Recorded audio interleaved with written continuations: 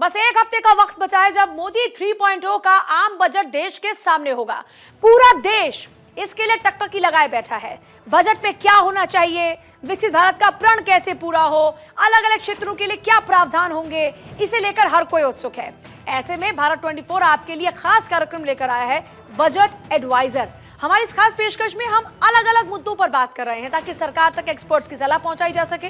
तो आज हम बात करने वाले हैं बेरोजगारी पर, जिसे लेकर खूब सियासी संग्राम मचा है।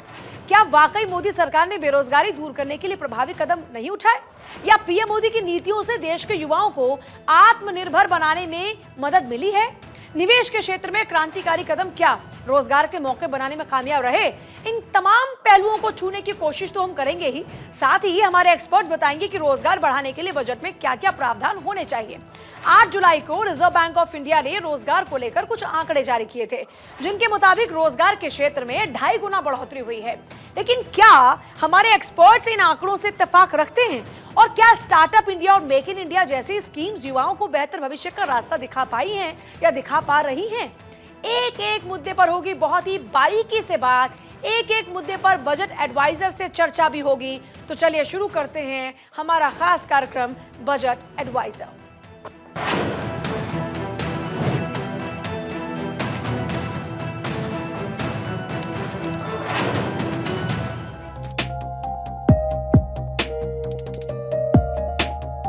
बेरोजगारी की समस्या बहुत ही जटिल हो गई है, क्योंकि बहुत सारी महिलाओं को काम नहीं मिल रहा है। बहुत सारे जो नौजवान हैं और ख़ासकर जो शिक्षित नौजवान हैं, उनके पास काम की कमी है।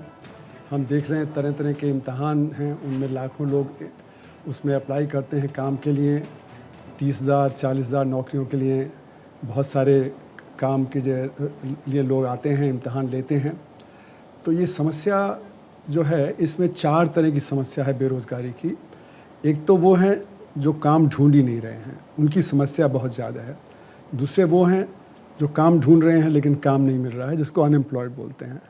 तीसरा वो है जो कृषि में है, जो खेत पे जाते हैं लेकिन उत्पादन में उनका कोई काम नहीं होता है, इसलिए वो डिस्गाइज्ड अनएम्प्लॉयड हैं। और चौथे वो हैं जो अंडर एम्प्लॉयड हैं, जिनको 40 घंटे का काम नहीं मिलता है। अगर लेबर फोर्स पार्टिसिपेशन रेट का अगर आप देखें तो वहाँ पे बहुत सारे हैं जिसको सिर्फ 24 घंटे का काम मिलता है।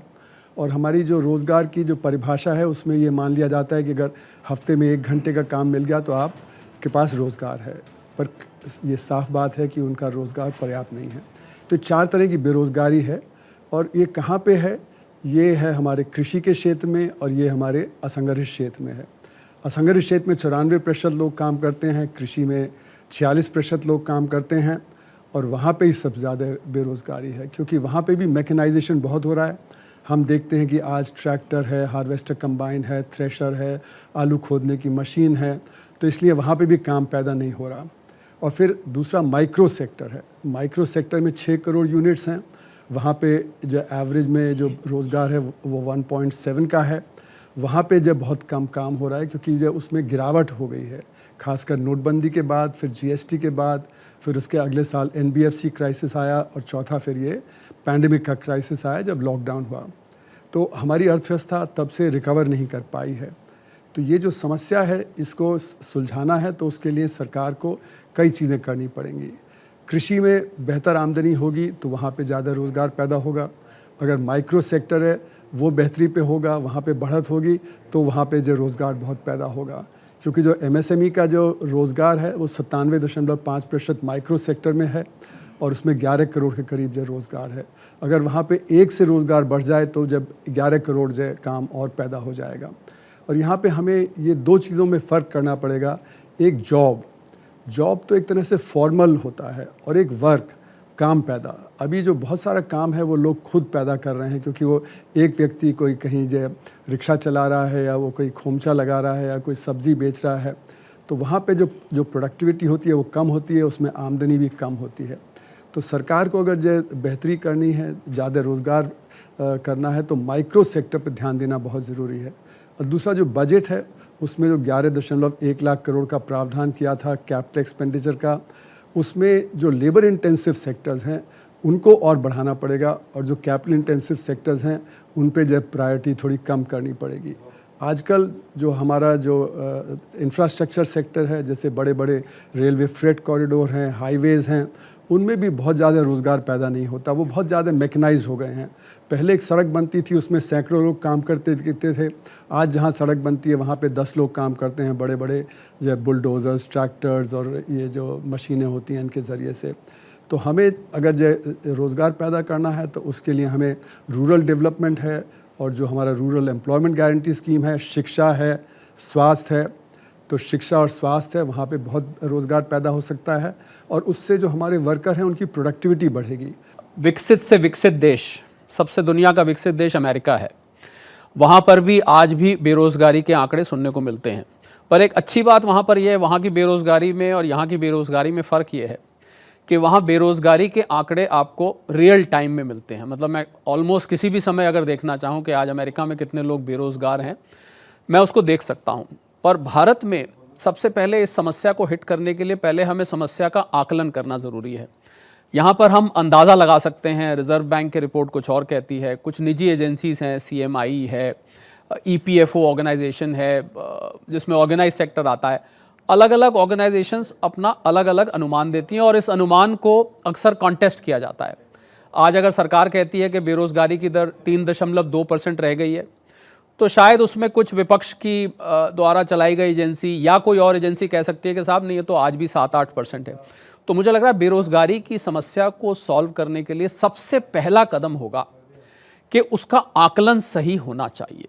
दूसरा, एजुकेशन सिस्टम जो हमारा है, एजुकेशन सिस्टम, हम लिटरेसी रेट की आज से कुछ साल पहले बात करते थे, आज हम लिटरेसी रेट की शायद हम उतनी बात नहीं करते हैं, क्योंकि ऐसा मान के चलते हैं कि ज़्यादातर गांव में भी अब बच्चे स्कूल जाते हैं। पर एजुकेशन सिस्टम में एक जो प्रिंसिपल प्रॉब्लम यह है कि हमारी एजुकेशन जॉब ओरिएंटेड नहीं है। मैं ये क्षमा मांग के एजुकेशनल इंस्टीट्यूशंस और यूनिवर्सिटी से बोलना चाहूँगा कि डिग्री को छापने की फैक्ट्रीज़ हैं। मैं किसी को ऊपर कटाक्ष नहीं कर रहा हूँ। आप 15-18 साल पढ़ाई करने के बाद एक बच्चे से पूछा जाता है कि अब आगे क्या करोगे। अमेरिका में आप जाएं या किसी अन्य विकसित देश में जाएं, या ग्रेजुएशन के बाद आपको सीधा जॉब मिलती है। यहाँ पर BA MA करने के बाद भी, BA BCom करने के बाद बच्चे से अमूमन ये पूछा जाता है कि आप आगे क्या करोगे। इसका मतलब उम्मीद की जाती है कि अभी वो 15-18 साल पढ़ाई करने के बाद आगे और भी कुछ पढ़ाई करे, तब कहीं उसको जाके नौकरी मिलेगी। अगर हम चाइना का ऑल्टरनेट बनना चाहते हैं, हम चाइना +1 की पॉलिसी पर काम कर रहे हैं, हम चाइना की बजाय भारत में निवेश लाना चाहते हैं, तो हमें स्किल डेवलपमेंट पे बहुत मेहनत करनी होगी। क्योंकि जिस प्रकार का युवा ट्रेनिंग चाहता है और जिस प्रकार की ट्रेनिंग एम्प्लॉयर्स चाहते हैं, मुझे लग रहा है वो ट्रेनिंग जब तक नहीं होगी तब तक के लिए हमें एम्प्लॉयमेंट ढूंढने में दिक्कत होगी, युवाओं को दिक्कत आएगी। तीसरा, मुझे लगता है मैन्युफैक्चरिंग के ऊपर फोकस थोड़ा सा और बढ़ाना होगा। सबसे ज़्यादा अगर एम्प्लॉयमेंट कोई सेक्टर जनरेट कर सकता है तो वो मैन्युफैक्चरिंग है। भारत सरकार ने मेक इन इंडिया अभियान चलाया हुआ है। मेक इन इंडिया के अंतर्गत बहुत सारा काम भी हुआ है। एक शेर हम देखते हैं बड़ा सा, जिसमें मशीनी जिसके पुर्जे हैं, वो उसका एम्ब्लेम भी बना हुआ है। पर मुझे लग रहा है इस शेर को और तेज़ भागने की ज़रूरत है, क्योंकि आज अगर आप स्टार्टअप्स इकोसिस्टम की बात करें तो स्टार्टअप्स में ज़्यादातर स्टार्टअप्स आपको टेक्नोलॉजी क्षेत्र से जुड़े मिलेंगे, या वो एग्रीगेटर्स मिलेंगे, या वो कोई सर्विस इंडस्ट्री से जुड़े मिलेंगे। वो लोग मैन्युफैक्चरिंग में स्टार्टअप नहीं जाना चाहते। और मैंने जब बहुत सारे स्टार्टअप से बात करी इस मामले में, उनका सबका एक कहना था कि जो वैल्यूएशन हमें टेक्नोलॉजी सेक्टर में मिल जाती है, वो वैल्यूएशन हमें मैन्युफैक्चरिंग में नहीं मिलती। तो मुझे लग रहा है भारत सरकार को ऐसे इंसेंटिव्स देने पड़ेंगे जो कि उन स्टार्टअप से मैच करें जो कि कुछ ही समय में 100, 200, 500, 1000 करोड़ की वैल्यूएशन एकदम पा लेते हैं, जबकि मैन्युफैक्चरिंग वाला स्ट्रगल करता रहता है। अगर हम भारत, जो दुनिया का सबसे बड़ा 144 करोड़ लोगों का ये देश है, और आज भी हमारा आयात बहुत सारी चीज़ों में बढ़ रहा है, दूसरी तरफ हमारी इंडस्ट्रीज़ का कैपेसिटी यूटिलाइजेशन कम है, ये बहुत कुछ बताता है कि कुछ ना कुछ तो गलत हो रहा है।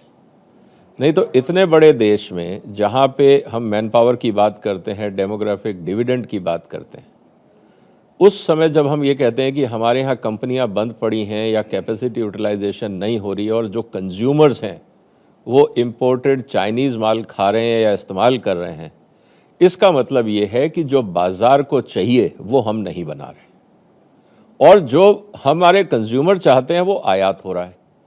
जब हम अपने बाज़ार को ही नहीं समझ पाए, उसकी ज़रूरतों को ही नहीं समझ पाए, तो हमारी इंडस्ट्रीज़ की कैपेसिटलाइजेशन नहीं होगी। और जब हम अपने देश को नहीं खिला पा रहे तो हम दुनिया के लिए हम कहते हैं हम वर्ल्ड मार्केट में एंटर करेंगे, हम सब कुछ करेंगे, कैसे पॉसिबल है?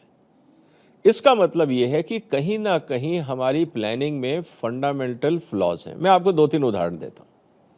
भारत सरकार ने अनाउंस किया कि हम ग्रीन हाइड्रोजन पॉलिसी लेके आ रहे हैं और पूरे देश में ग्रीन हाइड्रोजन पे काम होगा। अब मुझे बताइए कितने इंस्टीट्यूट हैं जो ग्रीन हाइड्रोजन टेक्नोलॉजी पे काम कर रहे हैं? क्या आपके यहाँ पे कोई ऐसे इंजीनियरिंग कॉलेजेस हैं जो ग्रीन हाइड्रोजन से रिलेटेड काम कर रहे हैं? आपको उसके लिए इलेक्ट्रोलाइज़र चाहिए, क्या ऐसी कोई इंजीनियरिंग कॉलेजेस हैं जो इलेक्ट्रोलाइज़र पे काम कर रहे हैं? मैंने तो नहीं सुना। उसके लिए आपको मेम्ब्रेन्स चाहिए, स्पेशलिटी मेम्ब्रेन, क्या आपके यहाँ पे पॉलीमर के रिसर्च इंस्टीट्यूट हैं जो उस मेम्ब्रेन पे काम करें? वो भी मैंने नहीं देखा। कहने का मतलब ये है कि हम अनाउंसमेंट तो बहुत बड़ी बड़ी कर रहे हैं, सरकार उसमें पैसा भी डिवोट करने को तैयार है, लेकिन उस मिशन को पूरा करने के लिए जो आपको ब्रेन पावर चाहिए, मतलब ह्यूमन रिसोर्स चाहिए, वो कहाँ है? तो अल्टीमेटली होता ये है कि फिर कंपनियां इधर उधर से पूरी दुनिया में घूमती हैं, कंपोनेंट्स खरीद के लाती हैं, यहाँ पे असेंबल करती हैं और फिर कहती हैं ये this is make in India. ये बात हमें समझनी होगी। इसी तरह से जब हम बात कर रहे हैं कि समाज में कंज्यूमर्स का एस्पिरेशन बदल रहा है, आज हम ईवीज की बात कर रहे हैं, कितने इंजीनियरिंग कॉलेजेस हैं जहाँ ईवीज की बात हो रही है, हम ड्रोन की बात कर रहे हैं, कहाँ पे ड्रोन्स की बात हो रही है। इवन कंप्यूटर गेम्स और मोबाइल गेम्स अपने आप में बहुत बड़ा बाजार और बिजनेस है। कितने इंस्टीट्यूट्स हैं हिंदुस्तान में जो कंज्यूमर गेमिंग सिखाते हो कि वो सॉफ्टवेयर कैसे डिज़ाइन किए जाए। जहाँ तक कितनी बेरोज़गारी है उसके आंकड़े भी अलग अलग आते रहे हैं, हिंदुस्तान में भी काफ़ी रहे हैं, अमेरिका में जो है अलग अलग एजेंसीज भी करती हैं, कोई कहता है 8% है, कोई कहता है 15% है, कोई कहता है 25% है, अलग अलग आंकड़े आते हैं, उनके मापदंड अलग अलग हैं। अगर हम सेल्फ एम्प्लॉयमेंट को या स्टार्टअप इकोसिस्टम को देखते हैं तो उससे कम हो जाते हैं, उसको नहीं देखते हैं तो बढ़ जाते हैं।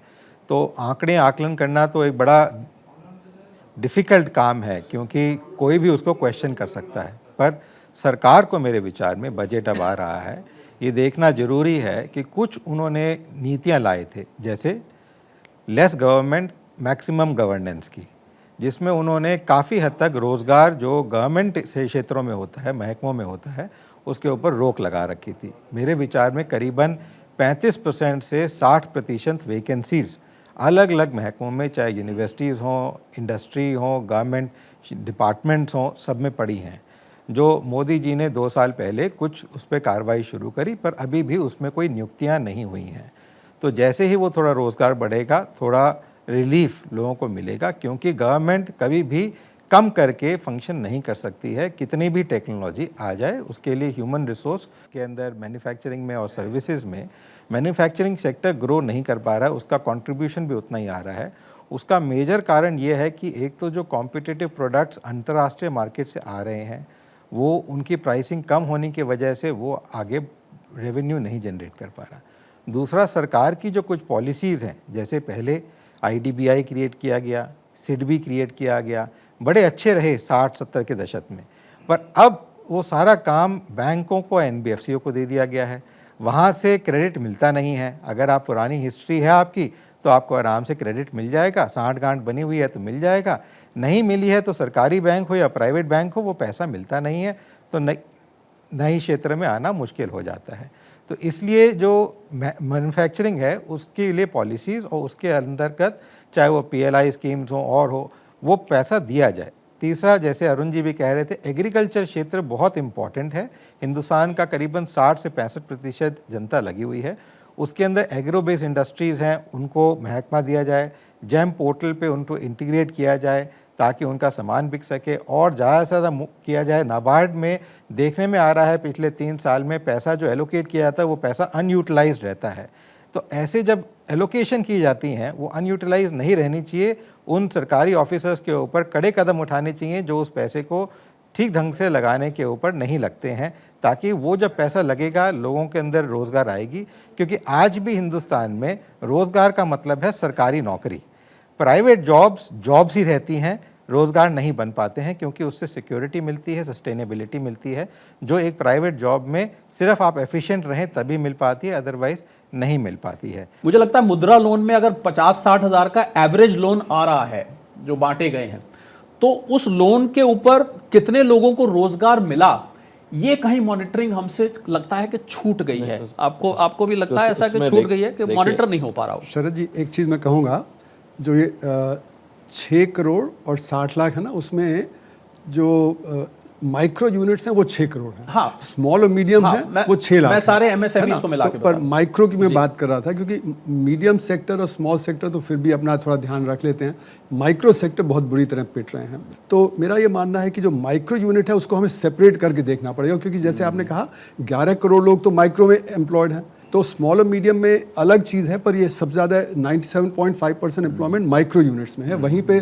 आपने बिल्कुल सही कहा, वहाँ पे एवरेज में 1.7 का एम्प्लॉयमेंट है। अगर एक का भी एम्प्लॉयमेंट और जोड़ देंगे तो 11 करोड़ और आपके जो है बढ़ सकते हैं। तो इसलिए वो बहुत अहम है, तो इसलिए मैंने वो बात रखी। दूसरी बात ये कि जब डिमांड कम होगी, जो आपने कहा ना कैपेसिटी यूटिलाइजेशन की बात, कैपेसिटी यूटिलाइजेशन आरबीआई का आंकड़े जो आता है वो संग्रहित क्षेत्र का आता है, वो दिखा रहा है कि ये करीब 70 और 75% के बीच में घूम रहा है पिछले 6-7 साल से।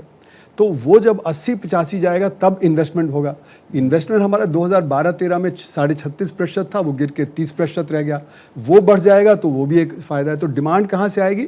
जब नीचे के लेवल पे हम जो है इनकम्स देंगे, तो उसमें माइक्रो सेक्टर है, एग्रीकल्चर है, वहाँ पे डिमांड होगी तो वो पूरा का पूरा खर्च होगा। अगर अमीर के हाथ में पैसा जाता है तो 5% ही खर्च करता है, 95% बचा लेता है, तो डिमांड उससे जो कंजम्पशन डिमांड नहीं, इसीलिए कंजम्पशन का शेयर जीडीपी में गिर रहा है। तो एक तो बात ये हो गई। दूसरी टेक्नोलॉजी की बात है, जो टेक्नोलॉजी आ रही है तो हमारा 80% इन्वेस्टमेंट संगठित क्षेत्र में जा रहा है, और वहाँ पे मैकेनाइजेशन हो रहा है, ऑटोमेशन हो रहा है, और अब आर्टिफिशियल इंटेलिजेंस से तो और भी ज़्यादा घबराहट हो रही है। तो जो कृषि है, जैसे मैंने बताया, उसमें भी मैकेनाइजेशन हो रहा है, इसलिए वहाँ पे भी काम नहीं पैदा हो रहा। तो ये जो समस्या है वो टेक्नोलॉजी की है, वो हमारे इन्वेस्टमेंट पैटर्न की है, और फिर डिमांड की है, जिसके वजह से कि ये रोजगार पैदा नहीं हो रहा। एग्जैक्टली मैं विजय जी यही बात कहना चाह रहा था। देखिए, हम बात कर रहे हैं सिम्टम्स की, we are have to look at root cause.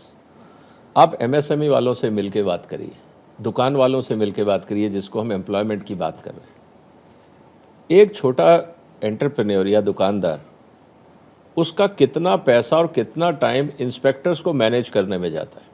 तो ऐसी स्थिति में जो स्मॉल स्केल मैन्युफैक्चरर, वो कहता है जितना मैं 50,000 रुपये इसको करप्शन दूंगा, इससे बढ़िया है मैं चाइना का माल ला के बेच लूंगा, मुझे ना इसकी परमिशन लेनी है ना कुछ करना है, मैं अपना माल बेच रहा हूँ, मेरा घर चल रहा है, देश में रोजगार हो या ना, मुझे क्या लेना देना। देखिए, एजुकेशन सिस्टम में कोई भी पॉलिसी हो, चाहे नई वाली हो पुराने वाली हो, जब तक हम बच्चे को अवसर नहीं देंगे काम करने का, सीखने, जैसे हमारे कॉलेज में IIF कॉलेज में बच्चों को चाहे अंडर ग्रेजुएट हो, उनको मैंडेटरी है ऑन जॉब ट्रेनिंग लेना।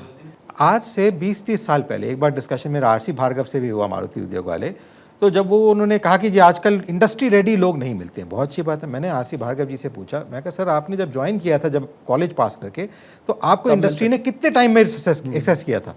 तो उसने कहा 3 साल के बाद मुझे एसेस किया गया। आज की डेट में कोई नौजवान ज्वाइन करता है किसी भी लेवल पे, अंडर ग्रेजुएट लेवल पे, 12th के बाद या MBA करने के, मास्टर्स करने के बाद, उसको 10-15 दिन मैक्सिमम 1 महीना दिया जाता है कि भैया अपना रेवेन्यू जनरेट करके दिखाओ। तो आप कैसे समझ सकते हैं कि कोई यूनिवर्सिटी या इंस्टीट्यूशन हर एक इंडस्ट्री के हिसाब से किसी बच्चे को तैयार करेगी? वो एक जनरल तैयार कर सकती है प्लेटफॉर्म, उसके बाद स्पेशलाइजेशन जो है वो स्किल्स के बेस पे होता है, ना कि एक इंस्टीट्यूशन के बेस पे। मेरा मतलब अमन ये था कि जो लोअर लेवल पे ना हमारे स्कूल हैं, जो उसमें जैसे 14 से 18 साल के बच्चे 40% दूसरी जमात की जो पढ़ाई लिखाई नहीं कर पाते, वो तो हायर एजुकेशन मेरा क्या कहना है, एजुकेशन है वो हमें बिल्कुल। देखिए, स्कूल के अंदर भी मेरे को याद है जब मैं पढ़ता था, दूसरा है मेरा ये कहना है कि देखिए आपके पास इकोनॉमिक्स एक्टिविटीज, इलेक्ट्रिक सिखाया जा रहा है, प्लम्बिंग सिखाया जा रहा है, वो ज्यादा क्यों नहीं किया जाता? Let there be people who can teach and कर सकते हैं। वो स्किल्स बचपन से उसमें की जाए, ताकि सिर्फ ये नहीं कि अमीर है या गरीब है, कोई भी स्कूल एजुकेशन, और टाइम है हमारे पास, 12-1 बजे खत्म, 2 बजे खत्म हो गया, फिर शाम तक स्कूल का, कॉलेज बिल्डिंग प्रीमिसेस है। हिंदुस्तान में क्या है, मैं कोलंबिया बिजनेस स्कूल में पढ़ा, वहां पे क्या था, वही एक बिल्डिंग 4 एकड़ की जमीन पे सुबह भी क्लासेस हो रही है, दोपहर में भी हो रही है, शाम को भी हो रही है, उसी कैपेसिटी को यूज। यहाँ पे क्या है, आपको यूनिवर्सिटी से कोर्स लेना है तो आपको 3 क्लासरूम के लिए जो सिर्फ 3 घंटे यूज होगा, आपको 3 अलग अलग क्लासरूम दिखाने हैं। क्यों दिखाने हैं? वेस्टेज ऑफ स्पेस है। मैं वही कह बड़े रहा हूं बड़े ना, यूनिवर्सिटीज में रमन जी, कॉलेजेस हैं, वो देखिए, यूज नहीं हो रहे, उनको यूज करें, सरकार यूज करे या वही कॉलेजेस यूज करें। देखिए प्रॉब्लम क्या हो रही है, पॉलिसी मेकिंग में जो सबसे बड़ा डिफेक्ट है हिंदुस्तान में, आपको डिस्कस करना चाहिए एजुकेशन से, मतलब एजुकेशन सेक्रेटरी को एजुकेशन, ना कि वो कमेटियों से, कि भाई ये बताइए कि आपकी चैलेंजेस क्या और आपका सजेशन क्या और कौन सा कानून आपको तंग कर रहा है। अगर वहाँ ये कहें कि यूजीसी का ये गाइडलाइन गलत है, इसको बदलना चाहिए, तो उसको बदलिए। प्रॉब्लम क्या है कि हमने कानून नहीं बदले, दुनिया बदल गई। ये जो माइंड साइड चैलेंज है ना, कि हम लोग अभी भी फॉसिल हैं एक हिसाब से। 47 में कोई कानून बन गया, 80s में बन गया, उसको कानून को बदलने में डर इसलिए लगता है कि कहीं लोग ना कह दें कि यार इसमें कहीं करप्शन तो नहीं है वेस्टेड। पहली बात, उस आर्काइक आउटडेटेड सिस्टम में भी बहुत सारे ऐसे लोग हैं जो रेंट सीकर हैं। वो इसीलिए सरवाइव कर रहे हैं क्योंकि वो आउटडेटेड कानून उन लोगों को घटिया सिस्टम बचा रहा है। बिल्कुल हम बदल इसलिए नहीं रहे कि उन पुराने लोगों का क्या होगा। तो ये जो कन्फ्लिक्ट है between aspiring India and A fossil India, सरकार इसके बीच में ब्रेक नहीं कर पा रही है और पॉलिटिशियन उसमें फंस गए हैं। बस कि मैं पुराने लोगों को रोकूं या नए लोगों को लेके आऊं। विजय जी, इसमें यही है, बस मुझे लगता है कि सारे डिस्कशन का हम लोगों का रिजल्ट यही निकला कि जो सरकार ने स्कीम्स चला रखी है, ऐसा तो नहीं है कि सरकार ने कुछ नहीं किया, सरकार ने बहुत सारी पीएलआई का जिक्र किया, Effective बहुत नहीं सारी, है ना। हाँ, मतलब उसको आखिर तक उसका सिरा पकड़े नहीं रहती है। मुझे ऐसा लगता है कि पतंग की डोर छोड़ी और फिर पतंग उड़ के कहीं चली गई, पता नहीं लगी कहाँ चली। अगर वो डोर अपने हाथ में रहे, उसको हम मॉनिटर करें प्रॉपरली, तो मुझे लगता है कि इसका एम्प्लॉयमेंट पर बेहतर रिजल्ट देखने को शरद जी, जो आप possible कह है। रहे हैं, तो मतलब जो हमारी बात जो आई उसमें शिक्षा बहुत अहम, जैसे आपने कहा, एक तो वो कि स्किल होगा उससे, दूसरा ये कि जो डिमांड जब होगी तो रोज़गार और बढ़ेगा। तो डिमांड कैसे बढ़ेगी उसके बारे में सोचना बहुत ज़रूरी है। खासकर कृषि है, माइक्रो सेक्टर जिसका जिक्र किया गया, तो ये सारी चीज़ें होंगी तो हमारा रोज़गार और तेज़ होगा। और इसमें महिलाओं का बहुत ध्यान देना पड़ेगा क्योंकि उनमें सबसे ज़्यादा बेरोज़गारी है। और जो एजुकेटेड यूथ है, जो काम ढूंढ रहा है, बार बार इम्तहान ले रहा है, लेकिन वो उसमें जो पास नहीं हो पा रहा, उसका भी हमें ध्यान देना पड़ेगा। तो ये CHI से का ध्यान रखेंगे तो हम जो माइंडसेट बदलना है सरकार को, जी हाँ, तब देश बदलेगा। शुक्रिया।